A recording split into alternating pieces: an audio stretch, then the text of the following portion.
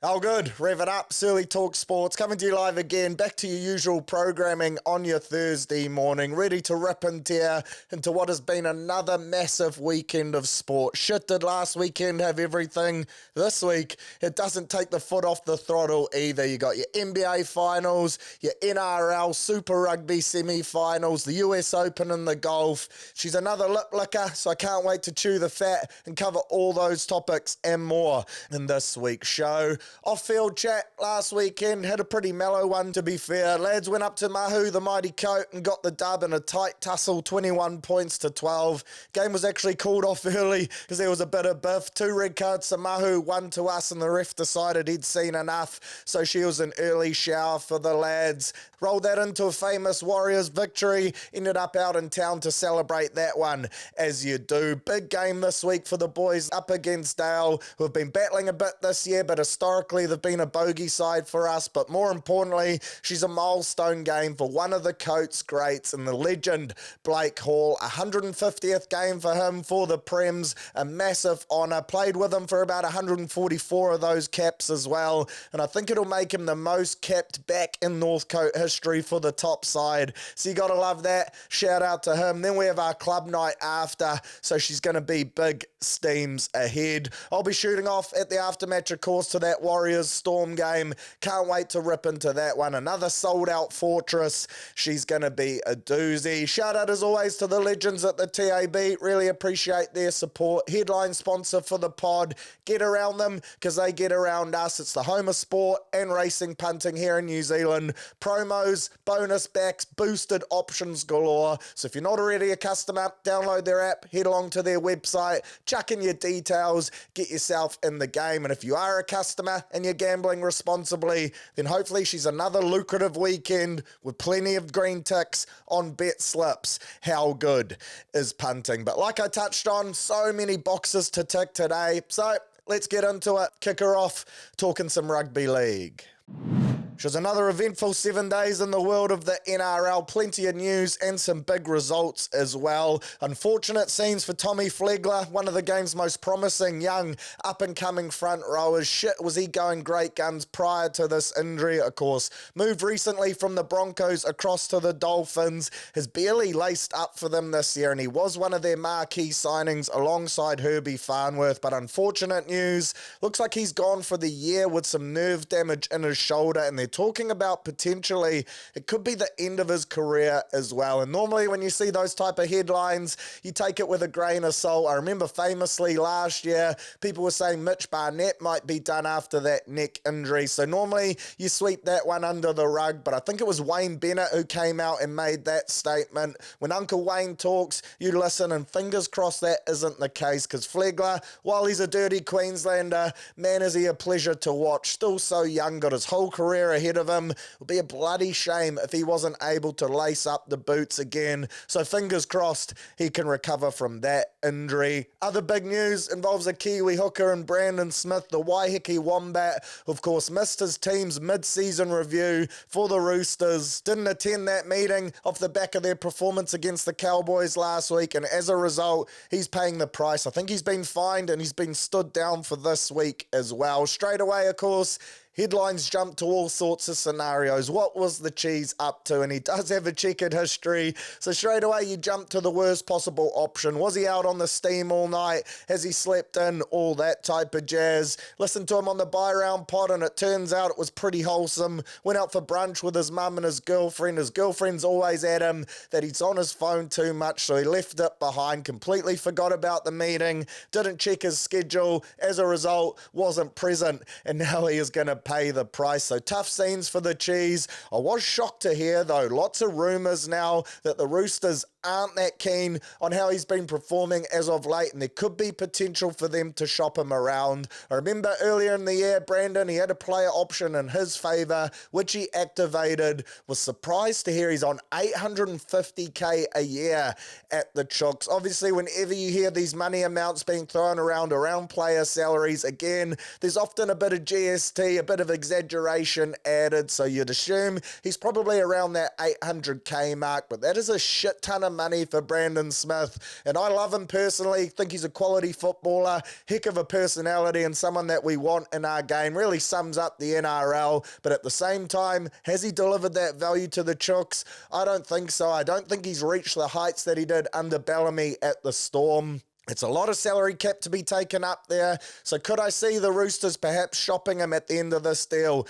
Absolutely. Where could he go? Man, straight away, mine goes to Wayne Bennett heading to the Bunnies. I think he could be massive for them in that kind of hooker middle role. I think he would really help boost up their pack. So keep an eye on this situation. Somehow, I don't think it's the end of it, but fingers crossed Brandon's back out there next week, ripping and a tearing, and he can right some wrongs. The other headline which really caught my eye in terms of player news as well was the young Knights fullback David Armstrong, aka Leg Week as I have dubbed him. Big news coming out that he actually wants an early release from the Knights and he's keen to go to the Super League next year, which I find bloody unbelievable. Still only 23 years old, and apparently the Lee Leopards have chucked some big coin at him. He's only just made his NRL debut and he looks like an incredibly talented footballer. Of course, the Knights, they're pretty stacked there in that fullback position with KP and then Fletcher Sharp, who went great guns on the weekend. But surely either they can find a spot for him on the wing or in the 14 jersey, or there'd have to be another NRL club out there that is willing to pay some decent money for a young talent like this.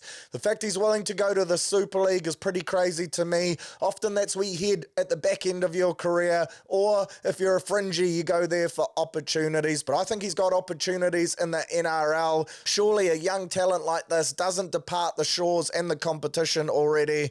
I think that would be a real waste of talent. So watch this space. In terms of your big results from last week, we'll kick her off with the Dragons pumping the Tigers after heading into Oranges down 14 points to 12. What a second half demolition they pulled off. Zachy Lomax, old low job, he had one of the great weeks of footy. He scored 32 points in this game off the back of probably being New South Wales' man of the match in his State of Origin debut. The Tigers, they shat the bed, letting in 44 unanswered points post-Oranges. And now Lockie Galvin, apparently he's keen on a release. The chat around is that he's keen to get out of this Tigers deal. He doesn't see himself having a future at the club, which is pretty disappointing. Of course, he's their young talent. He's been the bright spark in another disappointing season for them this year. I was excited to see him potentially pair up with Jerome Luai next year, and I thought under Benji Marshall's tutelage, we could see a lot come out of this young, talented footballer.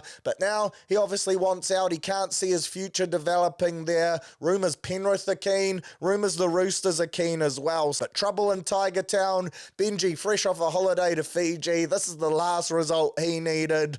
I think they're wooden spoon bound yet again. 9 losses on the trot now. They've chucked Uppy into 7 this week. Screams of panic station. Shout out to friend of the show, Blake Ashford. Shit, is he a passionate Tigers fan? But even he must be questioning what the heck is going on there at the moment. The Bunnies, big turnaround for them over the last fortnight, pumping the Titans. Trelly Mitt Dassett putting on a clinic to put his hand up for that vacant Origin centre spot as well. Thought he was exceptional, really turned it on and put on a clinic in both ball playing. I thought his kicking game was strong, scored a couple meaties too, and he was just into everything, showing that vintage trail competitiveness that we've all come to either love or hate. Plays the game on the edge, walks that thin line, but he's a bloody talented footballer and someone that can win you a game with a massive play. I thought Jackie Boy Wyden and Cody Walker looked good as that halves pairing. I was calling for that from a long time ago, so good to see their interim coach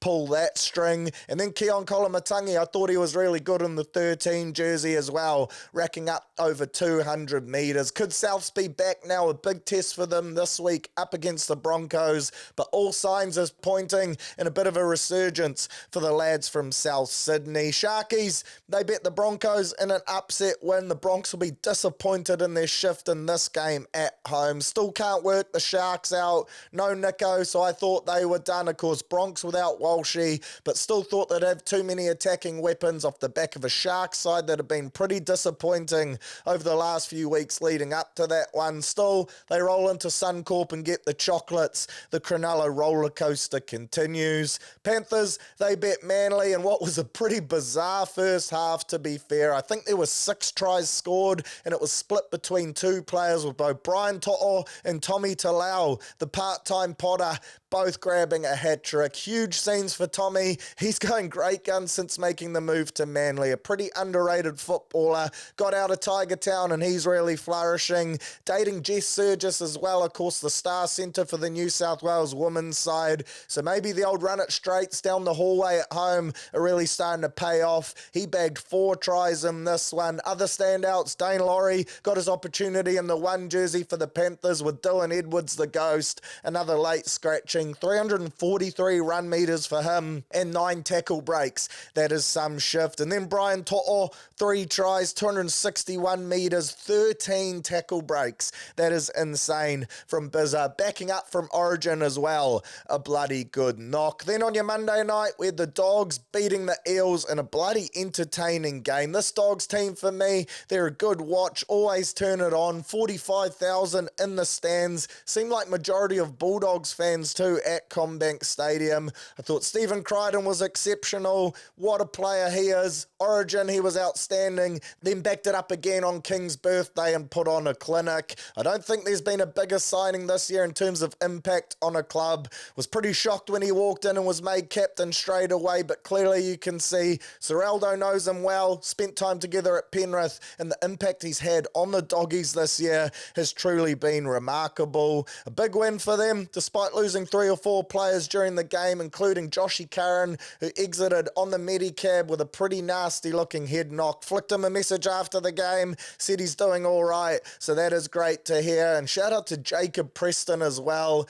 Geez, that kid can't catch a break. The poor man's Joe Dirt. Heck of a football player, but he just can't stay healthy on the paddock. Looks like he'll be out for a decent stint as well. So tough scenes there. But then, of course, the performance of the week. Let's tuck into it. The Warriors putting on a clinic, our best all-round performance so far this year to pump the Cowboys 42 points to 12 in Townsville. Not an easy place to go. It's literally the biggest trip you can make in the NRL, from Auckland over to Townsville. Vegas excluded, of course, and fingers crossed the Warriors will be making that trip in March, round 0 next year. But man, do we make this game look easy? We really turned it on off the back of a bye too. No signs of complacency. And what a 4-week period it has been for our club. 3 dubs and the bye. You gotta love it. For me, we dominated the middle. We scored some beautiful tries. We won every stat possible and picked up a crucial 2 points, which sees us right on the fringe, knocking on the door of the top 8. I thought our attack shape was firing once again. That new structure Webby and co have implemented, it's been delivering results ever since Magic Round, but I think Saturday was the cleanest and the crispest it's looked so far. Post the bye, clearly made some further tweaks, and I thought they resulted in us scoring some great meaties. I thought Dylan Walker playing first receiver, he continues to really excel. He pushes our ball players a little wider, plays that first hands roll, allows them to push out the back, gives them a bit more time and space to weigh up options and identify mismatches, and his footy IQ really is second to none. His foot speed and his ball playing ability allows him to execute the shapes and the structures that he's seeing, and as a result, our playmakers are being put in the best possible situations to make the best decisions. You gotta love it. Then our 2 big second rowers in Barnett and Marata, they're running powerful down lines that sit defenders down, force them to make decisions, and even if they make the right one, they're big enough and strong enough to turn it into the wrong one. It really is a simple structure, but man, is it effective. I'm also loving our ability to sweep either side of the field at the moment, in particular when we get to the middle of the field in our red zone attacking shape. And it was great to see that we've taken parts of our old attack, the parts that worked, and planted it into this new structure. Prime example, that Tamaire Martin beautiful seed across the face, 2 down line runners, hits Rocco Berry on the chest. Rocco boots laces Berry with a bit of a juggle, but then he pulls it back in to dot over for a try. Overall, thought it was an attacking masterclass from the lads, and it resulted unheralded and the biggest amount of points we've piled on so far this year.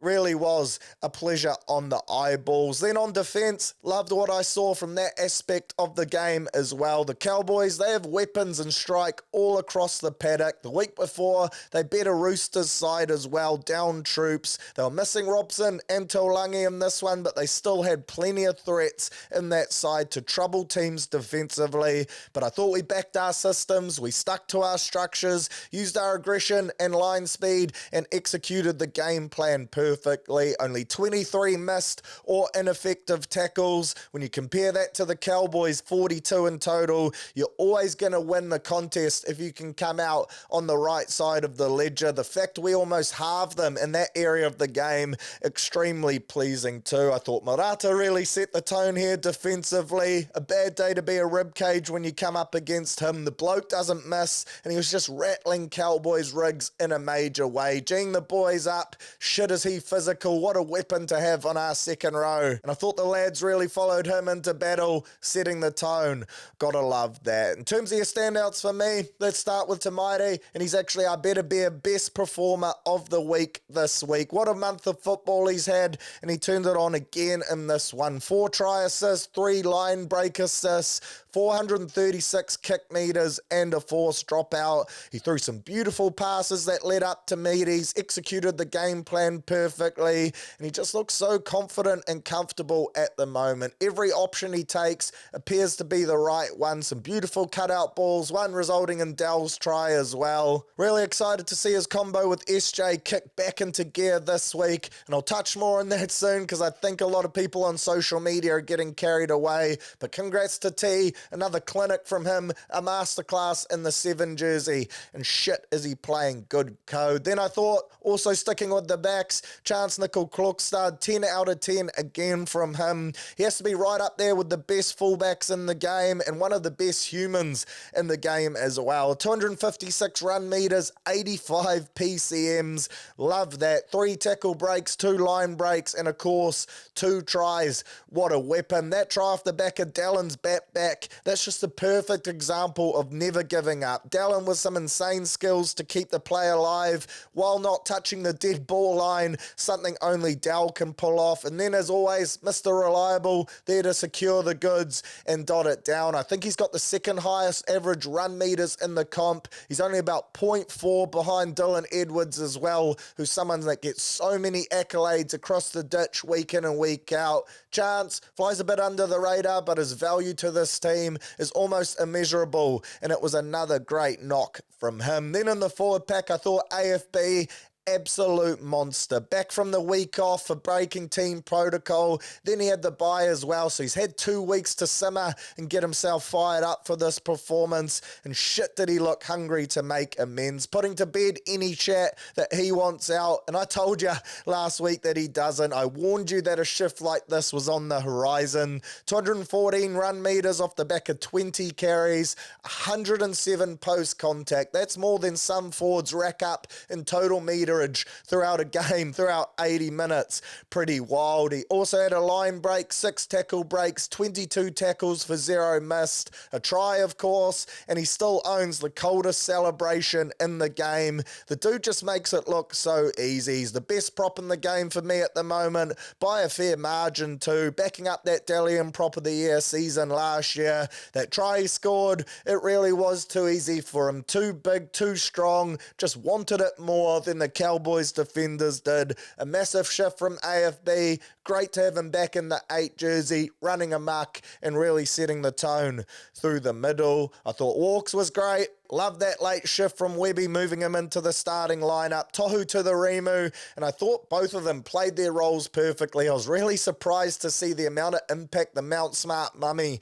brought off the bench. Straight away, you knew he was in for a big one. First kickoff and he back fences it. Haven't seen that from our skip in a long time, but I really loved what he brought from the Pine, his leadership too, and I think with Dill, it was just another great display of him really unlocking our attack. I feel like I shouted shout him out every week at the moment, but shit does he deserve it, and I don't think the effect he can have on our game can be underestimated. I thought Wade Egan Park, he was menacing around the ruck, banged out 36 tackles on defence too, and got through the game unscathed in terms of head knocks and injuries too. No real heart in the mouth moments, which as a fan you love to see because he can have plenty of those normally in each contest. I thought Jacko Ford looked perfect in that propping role. 186 metres off 19 carries, 73 PCMs, 33 tackles. His downlines still make me nervous as shit, and once again we had another try ruled out. He can't help himself but make contact with that outside shoulder.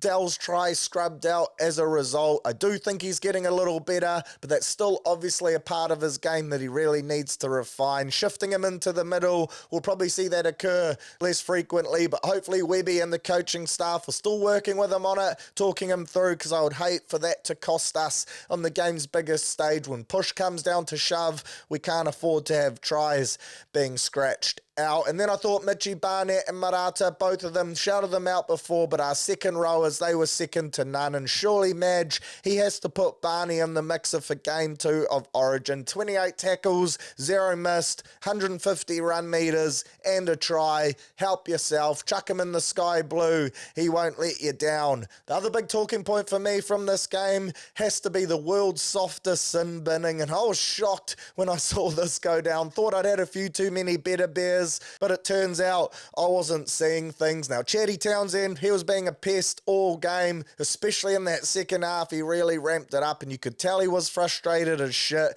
He was going at Capewell in particular, and in the past, we've actually had a couple moments like this in games over in Townsville. This one, though, what was old mate Ziggy thinking? Clearly, he lost the plot. Chad being a bit of a grub, hands in the face on the ground, nothing too crazy, but I could have understood a penalty there against him. Stomp it out, because he really was starting to walk a fine line, doing his best to get under our skin. But then Chanel getting binned for throwing the ball at his head. What on earth was that? Not sure what he thought in that altercation warranted a sin bin, 10 in the bin. Maybe grade 3 dangerous contact of a Steadin, but shit, he hardly threw the ball hard at him either. Is what it is, nothing in it, and I'm glad it was already a dead rubber. The cue was in the rack and the game was done, and this decision didn't come back to hurt us. But that honestly has to be one of the shittest sin binnings I've ever seen. Incredibly soft. Surely we don't see another incident like that again. Shout out to Chanel too,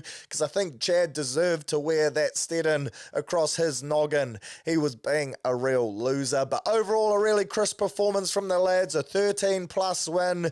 Juicy at the TAB as well. 7 tries to 2. Adam Pompey, another great display, sending the ball over the black dot. We banked the 2 points, and we go again this Saturday against the Storm. Rev it up, and can't wait for this game. So on to this week. Let's highlight the other key games before we tackle that STS feature match of the week. We've got the Sharks taking on the Finns tonight. Hot boy Hines is back, the old poor man's Heath Ledger, and he'll be looking for a big performance to put his hand up despite that shocking display in game 1. For the Finns, they get Hammer and Finn Diesel, Felice Kafusi back, so it should be a decent hit out this one. Second versus fourth on the ladder, although I think both teams' standings can be a little misleading with their draws so far. I'll be backing the Sharks at home, but I don't expect the Dolphins to roll over either. Should be a good battle. Friday night, she's a double header, full fizz Friday, but the pick of the two here for me has to be that Bunnies versus Broncos game. I think we'll get a great indication here as to if the Bunnies are back, and also see if Trell and co can cement their Origin spots. Cam Murray coming back from that hip injury too, and he'll get one game to stake his claim to wear the sky blue. Then you got Brisbane off the back of a piss-poor performance last week. They will be stinging. Sensing a bit of a possible upset in this one. Don't mind the Bunnies paying pretty juicy as well, but more on that in the old punting section. Then Super Saturday, of course, Warriors versus Storm. That is the one to watch here. TAB clearly haven't learnt their lesson, pricing us at $2.10 underdogs during the week. Good to see things have adjusted a little, and it's now come back to $1.90 each. Bees Dick can't split them, but that's pretty crazy money for our boys at the Fortress on a win streak, so you best be lapping that one up. And look, I can also understand it. Historically, the Storm, they've been our toughest opponents over the last 10 years, so you can understand the skepticism there from the bookies. In fact, they bet us in the last 15 games on the trot, including that heartbreaking loss on the Hooter earlier in the year. 2015, back at Mount Smart, was the last time we tipped them up, but I think all signs are pointing to a famous win here, and I wouldn't be surprised if the lads really turn it on and have our way with the Storm. For the Storm, Bellamy's boys, of course, no Munster or Pappenhausen, two of their biggest strike weapons, but at the same time, they're still stacked with talent and can't be underestimated. Of course, they're sitting on top of the ladder. They've got Jerome Hughes, Harry Grant, Ali Katoa, Xavier Coates, Eenie Meenie, Fa'alongo, the Goosies per minute or GPM God. Plenty of attacking weapons in that lineup, with Big Nelson injecting himself off the bench too, figuratively, not literally. For me though, I think there are some areas that we can really look to target in this Melbourne side, and I think Webby will have been in the lab cooking up a Mount Smart special, a Penrose platter if you will, running over their footage with a fine-tooth comb and ensuring that we have a good day at the office. Through the middle, I think they're lacking some real size and punch. When you look at the likes of King, Tui Kamakamitha and Trent Leroux, all handy footballers, but not to the level of our forward pack, who are really on a roll at the moment. Then out wide, on that right edge in particular, the loss of Remus Smith with a concussion brings young Idemia into the side for his first game of the year. And if he's paired up on that edge with Grant Anderson, as it's been named at the moment, then I think we'll look to target them on that side. Pretty inexperienced combo there. Both of them not exactly known for being staunch defenders either. So it could be a leaky sieve out on that edge. For the Warriors, Webby, he's trotted out largely the same 17 with a couple minor tweaks, and then one huge addition in the return of the Prince of Penrose and Shawnee Johnson. And on that note, this SJ chat and social media comments, it has been crazy. Gonna go on a bit of a rant here, but bear with me and I'll explain all my feelings around it as well. When you look back to last year, he was the best player in the comp, and people's memories are so short. Calling for Webby to stick with Tamaiti and Chanel Harris-Tavita in the halves, and look, they have been a great combination over the past month, have delivered us some great wins, but at the same time, if you think that he's not going to bring back a player of SJ's quality straight into the lineup, then you've well and truly lost your head. And yes, we were too right side dominant to start the year, but that wasn't all Sean's doing either. That was the structure and the game plan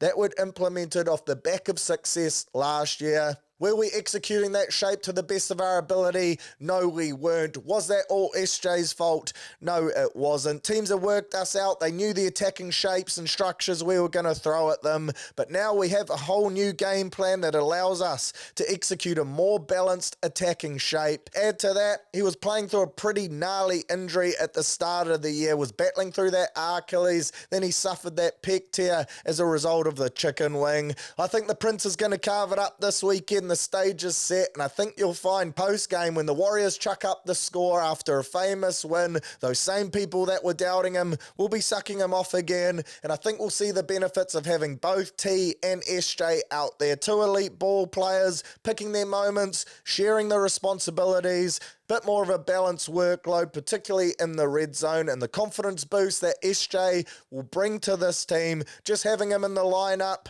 I don't think that can be underestimated as well. Some fans need to chill out a little, and I'm fairly confident that off the back of an 80-minute performance, that'll put an end, a line through all of this chat that he shouldn't be straight back into the team. To me, I just can't get my head around it. Outside of that, the only other change to the 13 sees Tohu Harris, our skipper, named in that locking role to start again. He was named there last week though, and there was that late switch from Webby. I expect we will see that again. Tohu to come in off the Remu around that 20-minute mark. He will grab his boarding pass. A bit of movement on the bench. Chanel Harris-Tavita in the 14 jersey. Freddie Lussick drops out of the 17. Thought Freddie was pretty good last week. Did his job. Then you got Walks, Jazz and Capewell. Great to see RTS named on an extended bench in jersey 20. Understand He's targeting a return next week on the Goldie against the Titans. Where he fits back into this side will be interesting. Pompey's playing so well. Perhaps on the wing for Marcelo. A lot of people are calling for him to wear the 5 jersey, although Mars, he's been playing great football, and the energy he brings to this side, whenever we do something good, whenever someone forces an error on defence, he's the first one in there to G them up, brings a bit of mongrel, got that dog in him, so some tough calls to be made by Webby.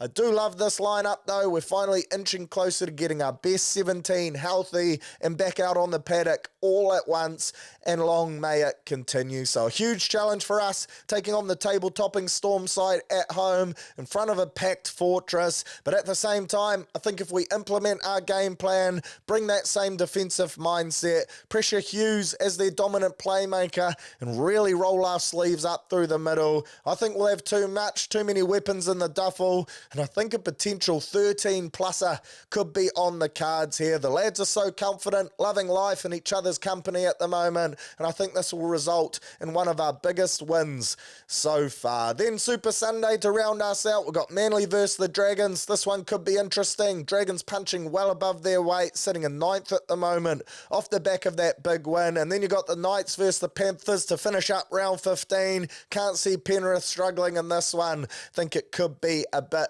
of a massacre. So another big round ahead. Warriors win and we'll be in the 8 where we belong. We continue this momentum, snap that Storm losing streak, and before you know it, top 4, top 2, minor premiers, parades on Queen Street. How good. See you Saturday.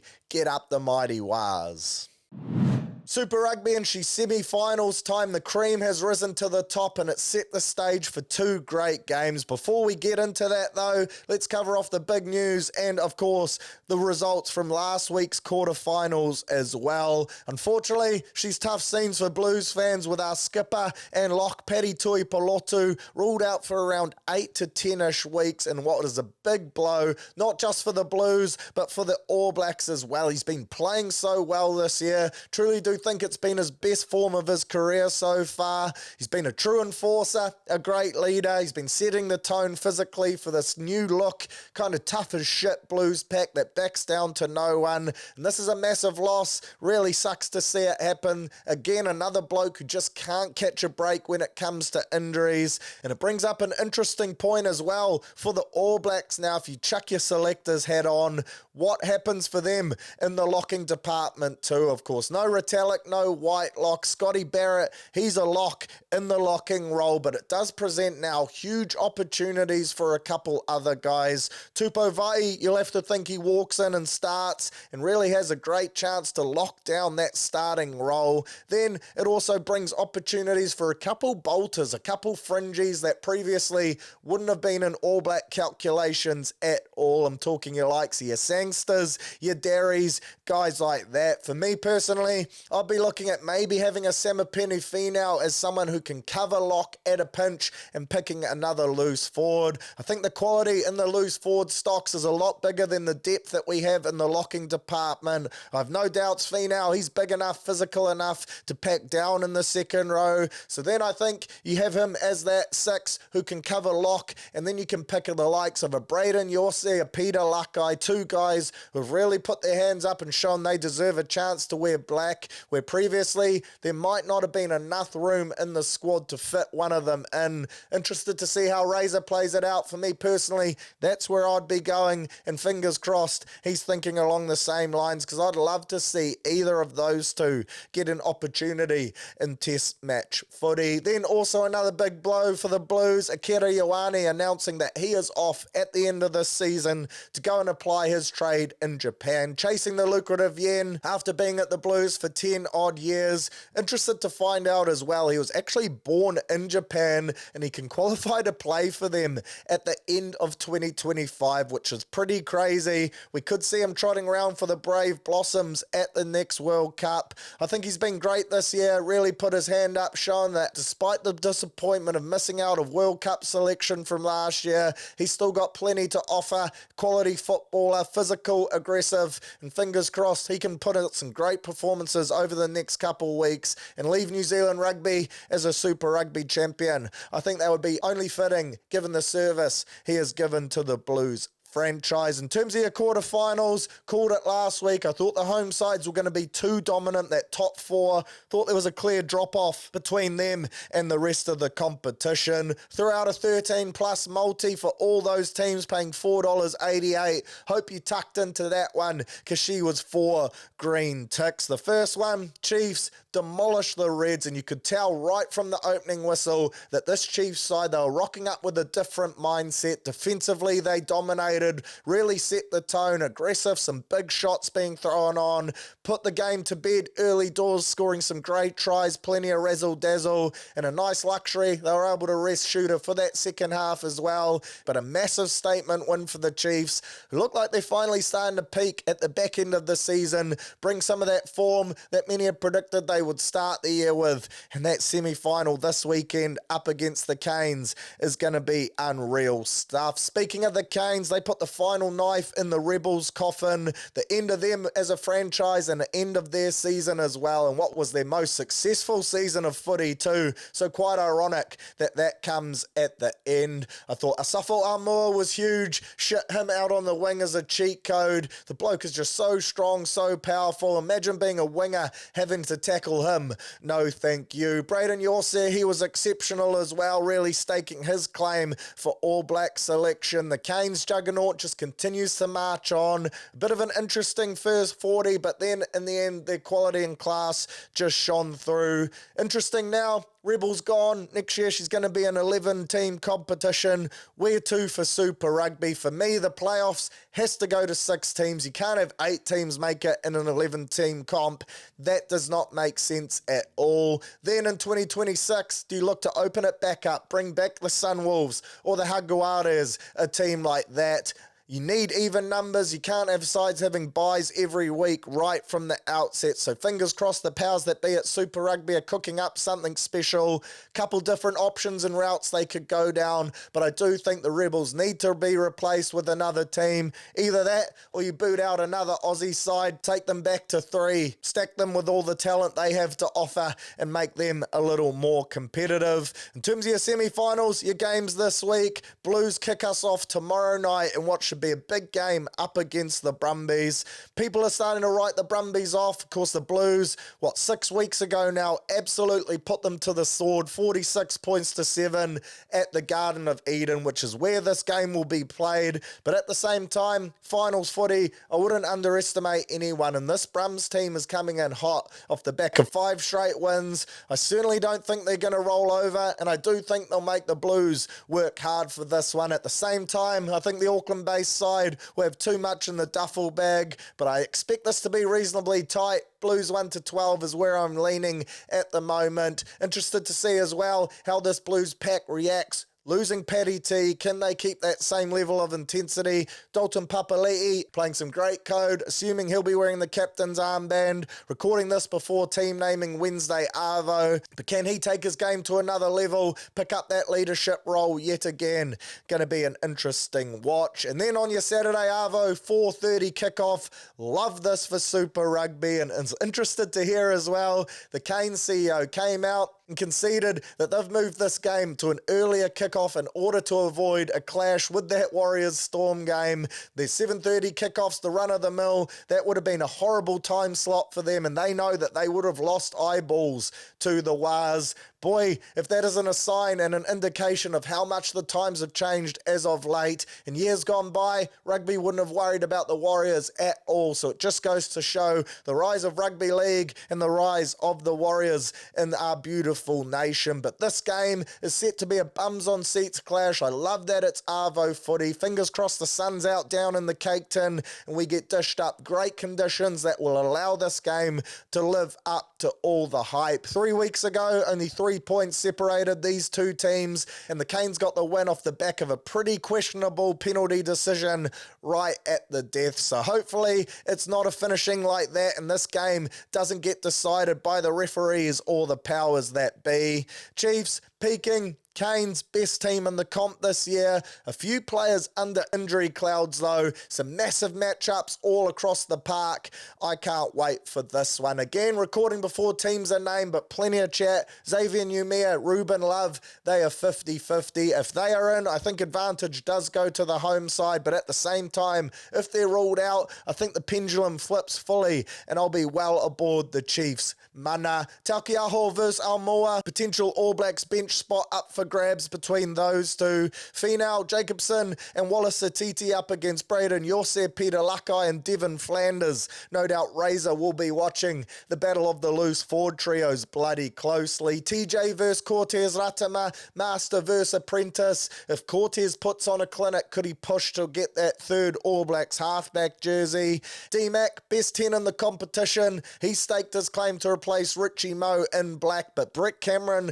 he's been running the cutter really well, conducting this Cane side and leading them round the park. Can he push for a bench All Blacks 10 spot? And then you got the battle of the back threes as well. Razzle to burn in both back lines. This has the potential to be the game of the year. It's a bloody tough semi-final and hardly a reward for the Hurricanes for finishing in first. Get the feeling this one's going to be won on the smallest of margins, and if the Chiefs can rock up with that same mindset, physicality and brute force they had last week, then this one could go down in Super Rugby folklore. Bring it on.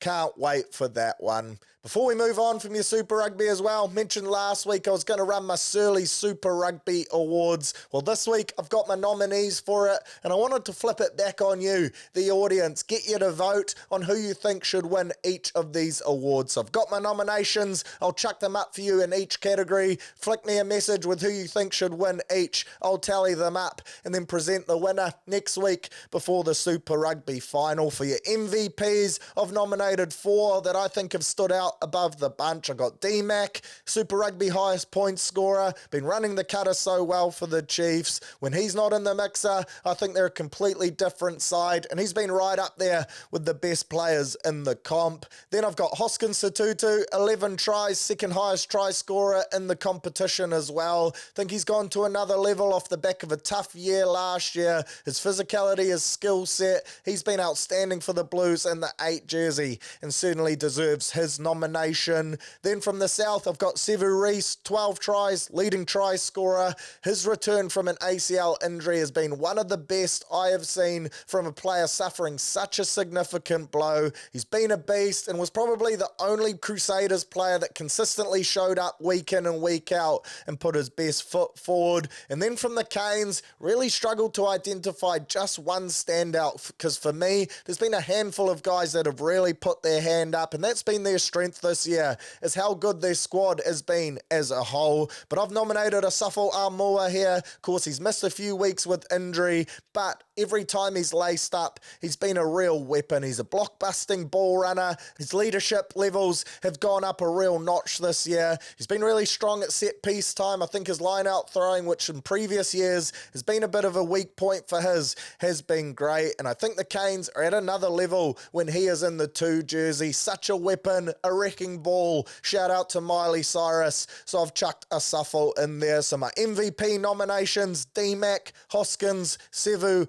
Aumua. Let me know who you think deserves to win it out of those 4. Next category, most improved. Nominees here for me. Harry Plummer, the tradie. Didn't see this season coming for him. I thought Peter Feta, aka Please Add Feta, was going to wear the 10 and be that guy who pushes his claim for that All Blacks bench spot. But Plummer, he's been great this year, really showing that potential that many people thought he had, and he certainly deserves a nod in this category. Xavier Numia, for me, he has to be an All Black this year. His advancement at scrum time has been massive. He's always been a great ball runner, extremely handy around the park, got great footwork, he's powerful, hits hard too, but his work at set piece time has gone up another notch, and I think he's been one of the best props in the competition and one of the Canes' best as well, in a forward pack that has been dominant at set piece time. Another Cane for me is the next nomination in the midfield, Billy Proctor. I think he's so underrated. He could be a potential AB's bolter too,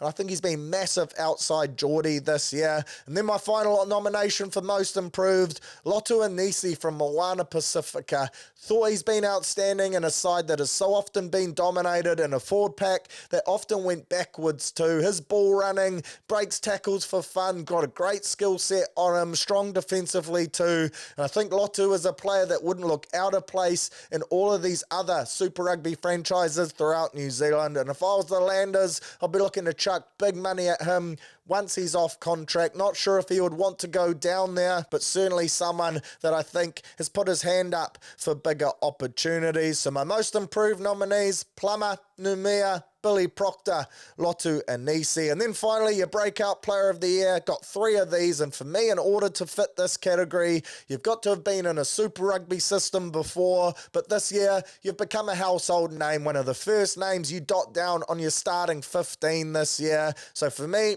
Braden Yorser, Wallace Satiti, Peter Lakai, all fit that mould. All 3 have been exceptional. Wallace Satiti in particular. He was playing club footy for Massey last year, just ticking away, playing for Harbour. Now he's one of the most dominant physical players in this Chiefs forward pack, which is humming. Massive shift from him. So there you have it, your nominees: MVP, most improved, breakout player of the year. Flick them through to me. I'll tally up the results and present the winners next week prior to the Super Rugby final. Weekly wrap time, NBA Finals. Celtics having their way with the Mavs after 2 dominant wins to kick off the series. Porzingis, I said he'd be the difference last week. Now he might be out. Shit, is he injury prone. And this injury too comes after he said post-game that he'd be willing to die out on the floor. Maybe he jinxed himself. Hopefully he can play in today's game. If the Celtics pick this one up on the road, then it's well and truly game over in my opinion. Luka, he's doing his best, but the Mavs are just missing way too many open shots. And when you're taking on a side like the Ticks with so many threats, their starting 5 can all get a bucket, plus Horford, Pritchard and co off the bench. You just can't miss any open opportunities you're given. And at the moment, it seems like they're just going to have too much firepower for the Mavs. Luka, the only one really putting his hand up for them. Interested to see if they could turn it around. Home court today, must-win stuff for them. So tune in. Jumping over to the T20 World Cup, horrible start for the Black Caps. It appears I jinxed Finn Allen as well. Said to get on him for top run scorer in the tournament. Unfortunately, he had his stumps skittled in the first ball of the innings as we got absolutely put to the sword by the Afghans. 75 all out. That is embarrassing shit. Taking on the West Indies today, really need to win this one, or else you'd think that's probably the end of our tournament. And you do have to question why we were the only nation to not play a warm-up game in the lead-up. Not the smartest decision there. Even your average punter could tell you that you can't come in underdone. And shit, did we look rusty. Shout out to Uganda, who scored 39 runs against the West Indies too. Mentioned I didn't know they played cricket. Turns out they don't really. They're just here to make up numbers. What an absolute pantsing that was. Hopefully the Caps can turn things around, paying $2.25 today against the Windies to get the dub. That's over surely. I'll be jumping on that and get up the lads. Then US Open Golf. Of course, that tournament goes down to a tournament that was made famous here in New Zealand by Michael Campbell. He won it back in 05, a memory etched in New Zealand sporting history forever. Tees off tonight with Scotty Scheffler. For some reason, every time I hear his name, I think of Stifler off American Pie, but he's the shortest favourite in the tournament's history to win it at $3.90. Further proof that everyone loves a bad boy after his escapades getting arrested at the last tournament, but I do hope he can get it done. And shout out to Foxy for flying the Kiwi flag again too. Go well, horse. Let's have a punt. Time to cast the eyes over the markets available at the TAB. See if we can find some juice and produce some winners for you over the weekend's action. Had a great week last week in the NRL, including the Surly Boost, which finally saluted at $5. Warriors to win, and either Marata or AFB to dot down. Great to see a lot of you firing through your winning bet slips off the back of that one too. Good to see you're still riding with me there. Really appreciate the support. Had a few same game game multis to come in as well. And shout out to that one rooster who turned $10 into 20k by chucking a boosted option from each game into a multi. Happy days for them, better odds than Lotto, and hopefully our turn to win a lucrative multi like that is just around the corner. Each week presents a fresh opportunity. We gamble responsibly, of course, but let's see what we can dish up this week. Tonight's game in the NRL, Sharks taking on the Finns. Sharkies are $1.33 favourites, with the Dolphins paying $3.35 rugby league cents. The Sharks have won 4 from 5 at home this season, and the Dolphins, they've lost all 3 games they've played at Sydney venues in 2024. The Hammer, he scored 8 tries in his last 6 NRL games, and the Sharks winger, Sione Katoa, the Katoa, he scored 6 tries in his last 7 games. So I'm thinking Sharkies get the Chockies here into Hammer and Katoa as your same game multi. Friday flutter, 2 games, 2 opportunities to swing for the fence. We've got the Raiders, $1.70 favourites, taking on the Cowboys at $2.15. The Cows, they've won their past 4 games against the Green Machine, and the Raiders have conceded 84 points in their last 2 games at home. Leaky sieve stuff. Fullback Jordan Rapana, he scored 7 tries in his last 4 games against the Cowboys. Loves taking on them. And Raiders second rower Hudson Young, he scored 4 tries in his last 3 NRL games. For me, the best bet here, because I'm really on the fence with this one. Cowboys, they're a roller coaster, and for some reason, I still like getting on the Raiders at home. So for me, that either team to win by 12.5 points or less at $1.72 is the best option here. Then Bunnies versus Broncos, the second game on your full fizz Friday. Bunnies $2.35. Broncos $1.60. Bronx, they've won 4 of their last 5 games against the Bunnies, but the Rabbitohs, they've scored 88 points in their last 2 weeks. A real resurgence. Latrell Mitchell, he scored 48 points in his last 4 games, and the Broncos, they'll play their first game at Accor Stadium since that 2023 Grand Final. No doubt they've still got nightmares of that one. A real bed shit. Gee, should they have won that game. For me, Bunnies plus 4.5 is a good shout here. I also like that either team to win by 12.5 or less at $1.77 for this game too. For your try scorers, love me some Cody's. Cody Walker scored a double last week. He was paying $3.20. He's paying $3.05 this week. Shout out to Pitbull, Mr. Worldwide, Mr. 305. So chuck him back in. Super Saturday, Tigers take on the Titans to kick off your triple header with the home side $2.35 underdogs. The boys from the Goldie paying $1.60. The Tigers haven't beaten the Titans at Leichhardt since 2008, which is a crazy stat. And the Titans, they've won their last 5 games against Benji's lads, who, add to that, have conceded 98 points in their last 2 games. That is shocking. Alofiana Khan-Pereira, he scored 9 tries in his last 6 games. And Tigers fullback, I have a Dream Bulla Vanaka, aka Dream Bulla. He scored 3 tries in his last 2 games at Leichhardt. This game screams same game multi for me. Remember, 3+ legs, missed by 1, money back up to $50 as bonus cash. I'm going Titans for the win. AK Peter dot down, and David Fafita, the chicken fajita, also to salute. That's paying $4.59. Thanks for coming. 10 straight losses for the Tigers en route. Warriors versus Storm, $1.90 head-to-head. Bookies can't split them, which to me is a real travesty. Got on the Warriors earlier in the week at $2.10 and also got on them $4.50 for the 13+. That's come into $4.20, so hopefully that can get up as well. The Warriors, we last defeated the Storm back in 2015 at Mount Smart. We've lost our last 15 on the bounce to them. But as I said, this team, she's different. The Storm side, still missing 2 of their biggest threats. So I think we get the job done. Dallin, he scored 6 tries in his last 5 games against Melbourne. And Xavier Coates, he scored 9 tries in his last 5 games against the Warriors. Adam Fanua-Blake, AFB, Shakira Hips, he scored 4 tries in his last 5 games. And also loves saluting first, second or third, which can extract you some real value in those markets too. For your try scorers, I like Pompey here. That left side up against Iramia and Anderson is in for a real day at the office. $4.25 for him is juicy. $4.80 for his second rower. And Mitch Barnett is good too. In fact, Dallin, $1.78. He's our lowest price warrior, so there is value all over the show for us in your try scoring markets. I also think Marata punching a down line off an SJ short ball at $6.25 is way too much there. So I'm going Warriors into Pompey or Marata as your try scoring combo, riding that one home while still having side investments on the 13 plus.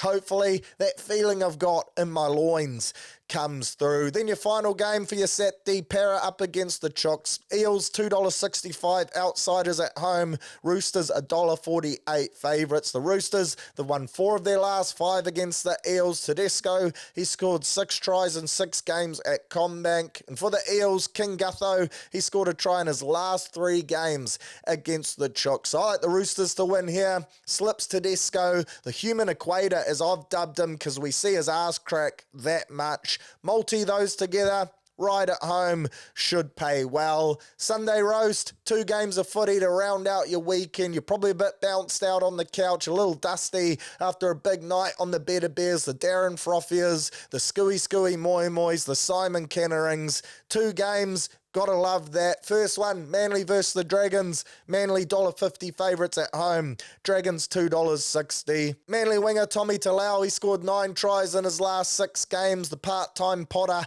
we touched on him before. And then the Dragons, they've scored 78 points in their last 2 games. They've been turning it on attack. Ben Hunt running the cutter very well there. So for this one, same game multi, but I've remixed it a little. I've gone with that either team to win by 12.5 or less option. Then I've chucked in the Potter, Tommy Talau, and Zachy Lomax, old low job, both to dot down. That's paying $5.37. Love that little multi there. And then your final game, you got the Panthers taking on the Knights. Panthers clear favourites, despite this one being at McDonald Jones Stadium. And fair enough too. The Panthers have won 13 of their last 14 games against the Knights. And interestingly as well, the Panthers haven't lost at the Knights' home ground since 2015. Add to that, the Knights have led in 92 points in their last 3 games, and I think this suggests for a Penrith mauling. Brian To'o, he scored 5 tries in his last 5 games against the Knights. Greg Maju, he scored 16 tries in 16 games at home. Panthers into To'o and Dylan Edwards returning from that injury to put his hand up and say, Madge, pick me for game 2. Love that as my same game multi, and I think the lads from the Rith do this one fairly easily. For your Super Rugby, Blues $1.20 favourites up against the Brums in this home semi-final, who are paying $4 rugby union dollars. The Blues, they've won 4 of their last 5 games between these 2 sides, including that 46-7 spanking back in April. But the Brums, they're hot to trot at the moment, the lads from the Aussie capital, and they'll be looking to come over, pull off the upset, and playing some good code. For me, the Blues will be too good, surely. Finals footy, though, I do think the Brumbies will front, and I don't mind the $2.70 on offer for the Blues 1-12 to win it in a close one. For your try scorers, Caleb Clark, bagged a double last week. He's a great shout. And then the Blues hookers, they continued to dot as well. Either Eklund or Ricky Riccatelli. If you want to get on Eklund, jump on him live during the game. Those anytime try scorers off the bench, they can often pay quite juicy. The third option for me, Hoskins Tutu didn't score last week. He scored 11 this year. That makes him due. So my same game multi, Blues into Clark and the Hoss, and ride that one. And then on your Saturday, Canes versus Chiefs, strap in. This is going to be some game. The home side $1.60 favourites, the Mana $2.25 outsiders. I think your best option here is to go with the trusty try bet, and that is either team to win by under 7.5 points, paying $2.70. It's been a really good market for me so far in these New Zealand derby games, so I'm just going to stick with what I know. If it ain't broke, don't fix it, and we ride that home again. Also, A real niche bet here, but a chance to extract some value and something I think is paying way overs. Halftime draw of this game paying $13. I really do think this is going to be bees dick stuff. Often first half they're low scoring. I'm thinking 10 all, 12 all, 15 all, something like that. $13, that could be a nice little multi-booster there, or a single bet to be fair. Tenner on that, 130 in the account. That is nothing to scoff at. Jumping across to your basketball, Porzingis health pending here too, but if he is in, Celtics today at $2.50 to continue their domination.